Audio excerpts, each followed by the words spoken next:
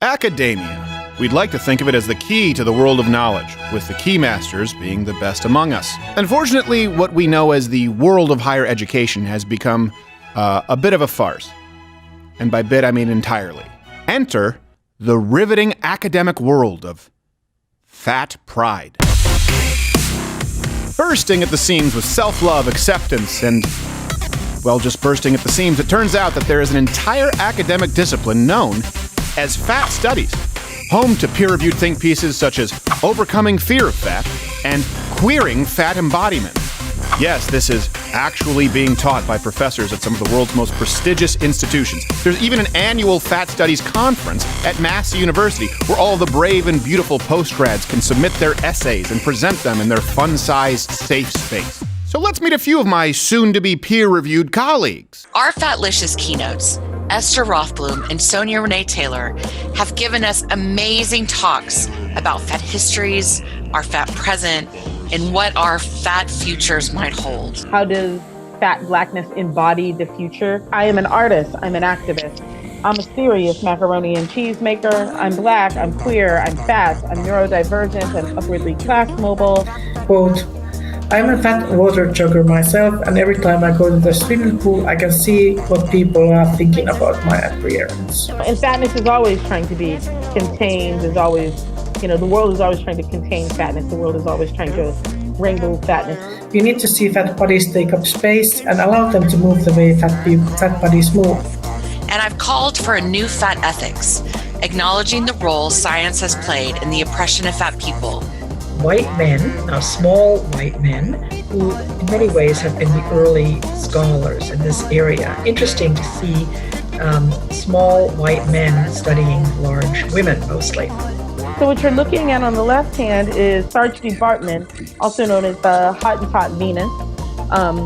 She was a Xhosa woman from Africa and sold to circuses. And by the time you get to Kim Kardashian in 2014, that is the aesthetic. Now, I decided to write and submit my very own fat studies paper for presentation, and with the help of my brilliant researcher, I wrote an entire essay titled Embracing Fatness as Self-Care in the Era of Trump. I then submitted the abstract to the conference, and did I say that I wrote the essay? I meant to say it was submitted by C. Matheson, a wonderful and totally academically legitimate genderqueer fat pride activist. All right, turn me into C. Matheson. Candy and the sun. Could you make me a woman? Showtime. Should've never had a birthday party. Should've never had a birthday party. Should've never had a birthday party. I know you're used to Lucy, but I run Eggersfield. When I'm in charge, Eggersfield. I know you're used creating an identity, but I run some neurons. I know you're used to Lucy, but I run such a shun. I know you're used to Lucy, but I run. Now, unfortunately, due to COVID, the in-person conference was canceled, and the floorboards thanked us. Luckily, for Miss Matheson, there was still a virtual conference. And that's great news, because Z's abstract was actually accepted by the chairwoman, Dr. Kat Pausay, a self-described fat studies scholar, and just like that, C. Matheson was scheduled to speak alongside these intellectual titans. So grab your popcorn quadruple buttered and let's start the show. Ready? Oops.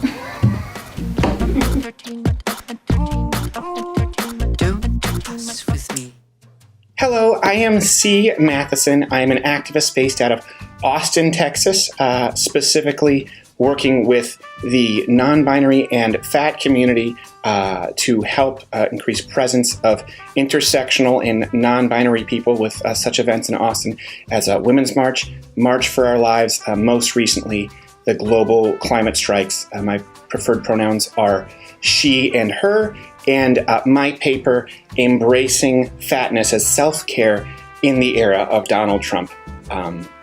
is something I'm thrilled to be presenting and has been accepted here at the New Zealand Fat Studies Conference 2020. Because of our current leader's bigotry, fatness, I will argue, acts as a distancing mechanism from the president, as well as his supporters, producing both physical and ideological space that can insulate the individual from intolerant, bigoted, or violent ideology. So first off, I'd like to issue a content warning regarding some fat phobia discussed in this next portion. It's widely acknowledged, of course, that the 2016 election of President Donald Trump was evident of America's, some would argue, underlying racist, xenophobic, homophobic, and transphobic attitudes. I would argue that it was always there, not so underlying. It just took 2016 for more people to realize it. If we can say that's a silver lining, for lack of a better word at all. Trump's fat phobia has received relatively little attention in comparison. Trump regularly engages in attacks on fat bodies, individuals. Trump is known to target women with his attacks, referring to women as having faces that are, quote, fat or ugly. And Trump's fat phobia even reaches into the United States international relations. In his dealing with North Korean leader Kim Jong-un, Trump referred to the leader as, quote, short and fat. Atlantic writer Bess Levin responded to Trump's devaluation of fat bodies not by calling out President Trump's bigotry, for which no one would have found fault, which is what's very upsetting, but by engaging in further degradation of fatness, noting that President Trump was quote, definitionally obese and, quote, could share clothes with Jabba the Hutt. When it comes to Trump's fat phobia, often the current progressive left, they resort to fighting fire with fire, using fat phobia in their own critiques and rebuttals. Biden himself, the current Democratic candidate, recently lashed out at a campaign event, calling an attendee fat and challenging him to an exercise program, most notably push-ups. Individuals have noticed an increased need for self-care in the era of Trump. And this context necessitates, in my opinion, a reclaiming of fatness in the era of Trump. And what follows is an ethnography of my attempts at affirming my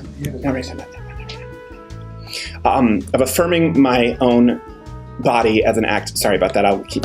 It's going really well here. My own body as an act of self-care, affirming it. I will present that as an act of self-care. Many who do so may not even realize it. Take this quotation from the New York Times about self-care. Let me read this for a moment. Or let's say that your health has dipped. In that case, self-care for you might focus on building a workout routine. Now here we see the linking of health with working out is clearly an example of anti-fat bias. Or the general discussion of self-care often revolves around the concept of space. Individuals express a need for some space. Persons are said to be in a good or bad headspace. The publication Mashable even recently highlighted the efforts of astronauts to practice self-care in outer space. Space is an important element of self-care. And one tool for creating both ideological and physical space is fatness. When I was younger, on several occasions, I was touched or fondled sexually. And on some of these occasions, it was done without my permission. So in college and grad school, however, I gained a significant amount of weight. At first, I will say I was driven to shame by my friends and family. They would say things like, you need to take better care of yourself. And at this point, to be clear, I did not yet identify as fat. One day, however, all of that changed. I was fueling my vehicle at a nearby gas station, and as I was collecting my receipt, a man reached out and tried to touch me, sexually. Okay. And I had a realization that I wasn't worried. Now, why was I not worried? Because I understood that in that moment, because of what at this point I was referring to as my freshman pounds, my newfound fat, this stranger, regardless of his determination, would have far greater difficulty in grabbing my genitalia without my consent. And that was where I began to explore the idea that fatness can be self-care. From that point on, I actively chose to, I identified as fat. And I realized that once I was already being perceived as fat by others, I protected myself from the baser impulses of toxic masculinity and rape culture. Fatness, embracing a fat identity, ensuring one is always already perceived to be a fat individual subject. These actions become performative acts of resistance, especially in this tumultuous time as deaths from COVID-19 surge over 100,000. Of course, my sympathies, and I can't even imagine, go out to anyone affected by this pandemic. But more than ever, space is critical. The importance of space cannot be overstated. Space is one. I'm sorry.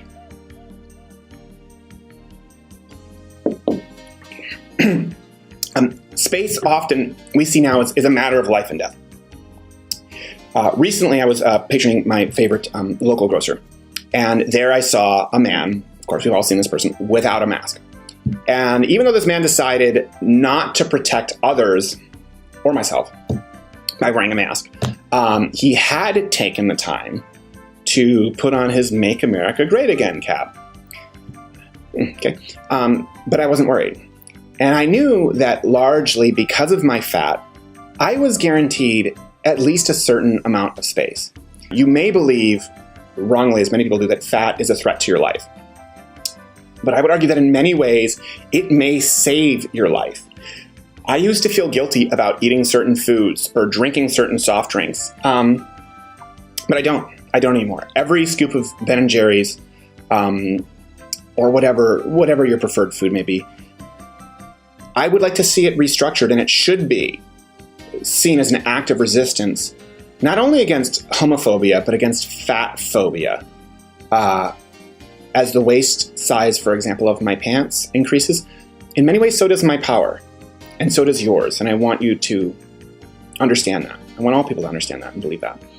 So I would like to summarize this by saying that personal fatness is a visible statement. Okay, what do I mean by that? It says, I do not conform. I do not submit. I decide what I do with my body and no one else. Not you, not a medical professional, and certainly not Donald J. Trump. It is a visible statement that says, keep your distance. I am not one of you. I don't have to be one of you. Arbitrary standards of so-called health do not rule me. They do not rule over me. I will not participate in your bullying as a society. I am an individual. I am here, and I am resisting.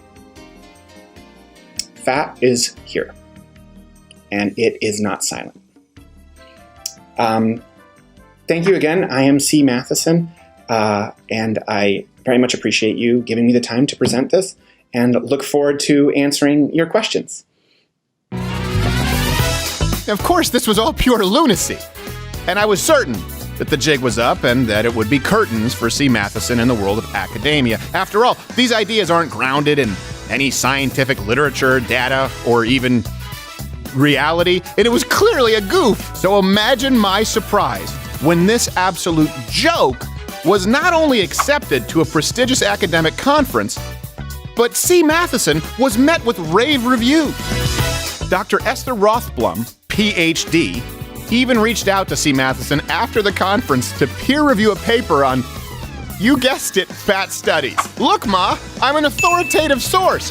The problem isn't just that lunatic ideas like fat pride are accepted and even peer-reviewed at institutions as cleverly designed ruses to boost scholarly book sales, but the problem of education doesn't exist in a bubble. Think about it for a second. What happens to the students? What happens when they grow up and become lawyers doctors, or God forbid, teachers themselves. Today's ivory tower quackery is tomorrow's gospel truth.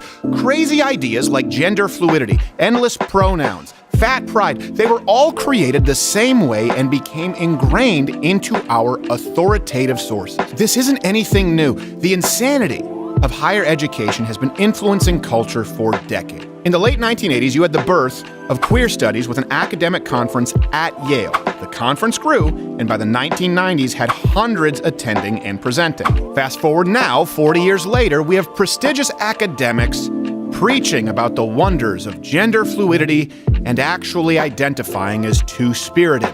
It's not just that these ideas are insane, it's that they are unfounded, they're unverified, and most of all, untrue, which makes them seriously harmful. When doctors are being pressured by academics to praise the beautiful bravery of their 350-pound land whale patients, lives will be lost. Life expectancy will be traded to preserve the fragile egos and financial interests of academic elites. But that doesn't matter, right? As long as people like Dr. Kat Pause feel free to be themselves in all their supersized glory. So to all you beautiful woolly mammoths, raise your Twinkie. The experts are on your side. Oh my God, Becky, look at her butt. What I find fascinating and think is represented in this quote right here is the collapsing of fatness and blackness. When fatness merges with blackness, it stops trying to put the fat body under control, and it moves very quickly to must be annihilated.